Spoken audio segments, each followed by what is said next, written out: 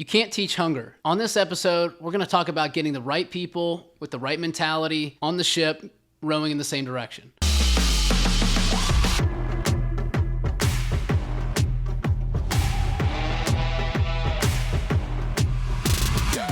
Justin, what are your thoughts on that, man? It's crucial. From a leadership standpoint, from a managerial standpoint, you're going to make your job a lot easier if you get the right people on the bus or the ship, so to speak. And if you think, historically, back in your experience, how much time did you have to commit to bad hires or hiring mistakes that you made as a manager? They suck your energy, they suck your time, and all that does is now you're neglecting your top producers or the people that you want to spend time with and invest in. So it starts with the recruiting. From there, it's on you in terms of like what your leadership style is. But, for you, Brian, what, in your experience, you have a ton of experience in leadership, even prior to your career in sports, specifically baseball. Sure. What are some of the top characteristics that you see? Not necessarily industry specific in logistics, but top leadership characteristics that you see that make a successful and impactful leader. Yeah, I think number one is always leading by example. Some people might disagree with me, but I feel like that is a staple when it comes to leadership, right? You have to do the things that you want your people to do, right? Yeah. And I think there's so many sales managers out there, so many managers of groups or organizations or coaches. They want to, shake their team and say, do this better or try harder, right? And I think that a leader or a coach or manager has to look in the mirror and say, am I doing those things that I want my team to do, right? So I think those are some attributes, or I think that's the number one attribute. I also think there's a level of expectation, right? The clear expectations up front, as well as a level of trust with your team, right? So the clear expectations, this is what I expect of you, right? So if you go in and you have low expectations, you're probably not going to have a lot of results, right? Yeah. But at the same time, I think if you have those high expectations, now you can drive accountability to those people or to those members of your team. I don't know. You have a ton of experience as well, man, like hiring, managing, coaching. What are some things that you look for in like an applicant or somebody that you want to bring on to the team? Like more of like the recruiting side of it. Yeah. It's a great question, and we used to have these hiring profiles for like your ideal candidate. For me, and I mean this in the most humble way possible, but I always look for people like me. Sure. I felt like I knew exactly what it took to be successful in the industry. I'm always learning, but if I could have someone like me, I knew that I was going to be able to make a bigger impact on them and motivate them more, coach them, train them more to get them to the point where I needed them. What attributes would you say that you had that you would look for in like a new hire or somebody that you would be wanting to bring on your team? In terms of attributes, I've been through a decent amount of adversity. With that, I had a lot of chips on my shoulder. You think of the Michael Jordan. You and I are both MJ fans. Yeah, love him. Love him. Respect them both, but Michael Jordan used to just create chips that he would put on his shoulder. Sure. He'd make up stories in the locker room like so and so, was running his mouth about me and say he's gonna, hold me to 10 points or whatever it may be. He'd create these chips. He also had a lot of chips on his shoulder that he used to go, be a killer. Yeah. He was stepping on people's throats. He was getting after it. I had a lot of chips on my shoulder as well. So I wanted people that have experienced adversity, that didn't have a silver spoon in their mouth, that were go-getters. They wanted to compete. They had someone burned them in the past, and they were out to prove them wrong. Sure. I was raw. I wasn't talented by any means. I'm still honing my craft, but that's always going to be a work in progress. Sure. Someone that is coachable. They don't know everything in the world. You have some people that come in that have a lot of experience that. Whether it was a previous sales position or let's say they went to school for like business management or got a master's in logistics, whatever it may be. Sure. They come in and they think, oh, well, I know everything already. I don't need to learn anything. I think that's ridiculous. Yeah. You should always be willing to learn and get better and improve. So coachability was a huge factor and a characteristic that I look for in candidates. Yeah. For you, what you mentioned hiring profiles and kind of what you look for in candidates. What were some of the characteristics that you looked for in building a team, in terms of a leader? Yeah. I know you touched on this earlier, but drill down to like industry specific leadership characteristics. Yeah. So I think there's, number one, lead by example. Number two, set expectations, right? And number three, have a level of trust with your team. One thing that, one thing I try to do today is two things, right? The first one is love the hell out of the team, right? If you bring those people on and they're a part of our team, love the hell out of them, right? And again, we're going to make bad hiring mistakes, and that's going to happen over time. With that, now it's not like, soft and, it's accommodating all the time. That's not it. The second piece is hold them accountable, right? So yes, we are going to give them as much effort and energy and coaching on the front side, but on the back side, holding them accountable to our clear expectations up front. Leaders that I always look up to and leaders that I always, admire to be, they're those people that set the standard, right? And they are the people that, they're consistently driving action within the group, right? So I think that, to answer that question, I think it's what are they doing? Are they having the right mentality and behaviors that I want to aspire to be at some point in the future? Do you see when you look at past jobs or coaches or leaders, are there any attributes or anything that sticks out to you? Yeah, I think the biggest thing, and I know this from experience and even with our team and previous teams, but building trust is extremely difficult to do. For some, it's easier. For most, it's difficult. Sure. You have to earn the respect. You have to earn their trust. Yeah. As a leader, if you don't have trust, it's very difficult to drive your team for them to reach their potential. Trust was always important to me because if I didn't have that and I didn't respect them, as a leader, sure, it was difficult for me to engage with them. Yeah. I didn't want to spend time with them. I didn't want to interact with them because I didn't see the value that they brought me. Yeah. Because I've seen the professional side, the personal side, whatever it may be. I mean, people are going to be different, inside of work, outside of work, and they're going to interact with people differently. So, sure. I'd say trust. Isn't that telling? I just feel like there's so many leaders out there that don't set the right example.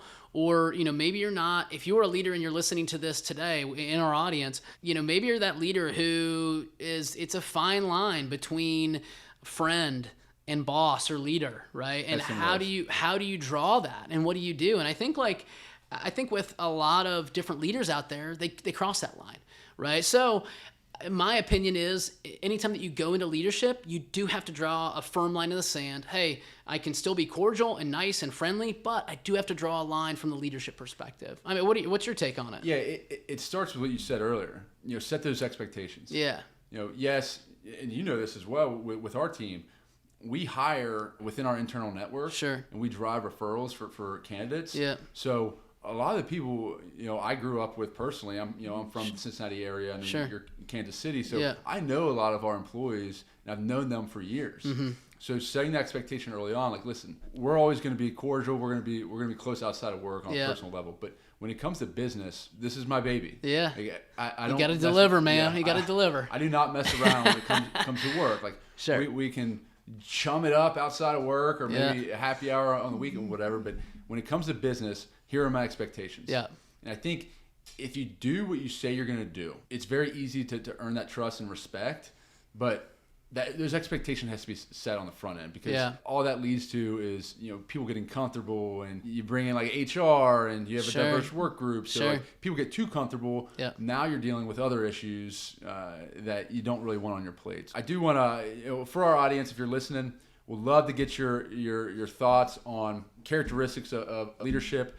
Think about some of the best leaders, worst leaders you've interacted with or worked with. Leave those in our comments on, even if we miss a couple that you think are worth discussing. I do want to change topics real quick. It's still on leadership, but for you mentioned lead by example. Yeah. Okay.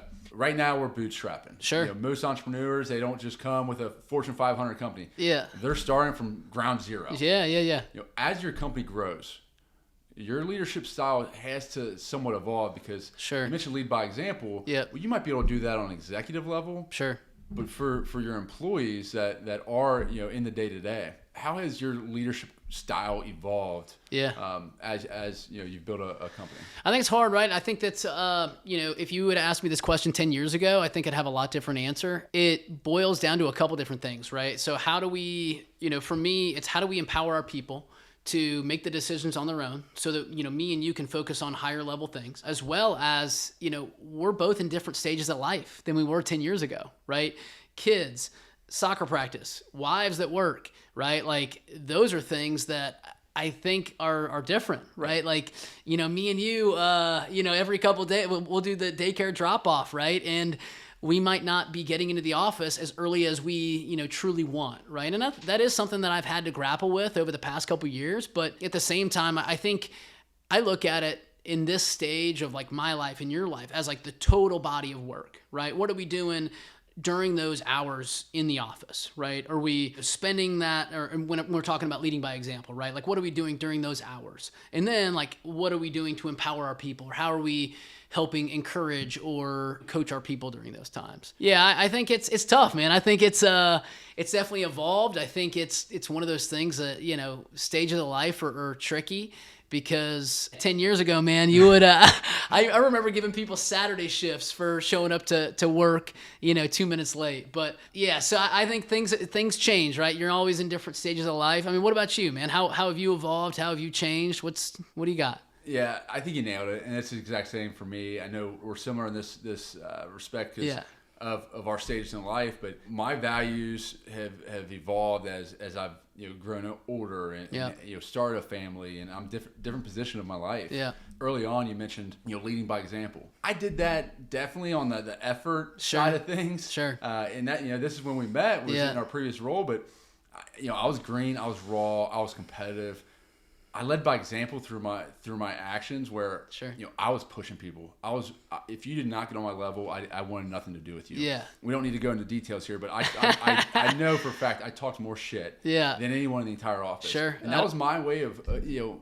I would agree. Yeah.